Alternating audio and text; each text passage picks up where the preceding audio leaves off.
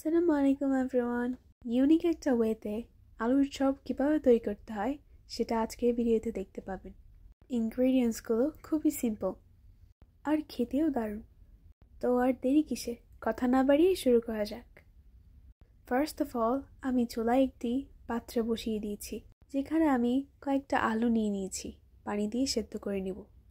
আলুগুলো সেদ্ধ করতে দিয়ে চুলায় আরেকটি পাত্র বসিয়ে দিয়ে তাতে দিয়ে দিচ্ছি অয়েল। এখন দিয়ে দিলাম পেঁয়াজ কুচি। এখন দিয়ে দিচ্ছি চিকেনের কিমা, আদা পেস্ট, রসুন পেস্ট, লবণ, ধনে মশলা, হলুদ গুঁড়ো, লাল মরিচের গুঁড়ো, জিরা। সবগুলো এখন ভালোভাবে মিক্স করে কম্বাইন করে নিচ্ছি। আর কিছুক্ষণ এভাবে নেড়েচেড়ে রান্না করে নিব। অন্যদিকে আমি আলু ম্যাশ করে নিচ্ছি। ম্যাশ করা ডান হয়ে গেলে এখন দিয়ে দিচ্ছি চিলি ফ্লেক্স, লবণ দিয়ে দিলাম, কাঁচামরিচ কুচিয়ে দিয়ে দিয়েছি, ধনে পাতা কুচি,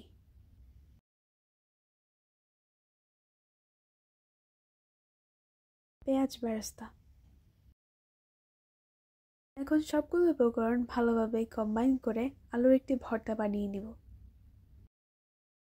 এবার আলুর ভর্তা থেকে ঠিক আমার মতো করে একটি শেপ দিব।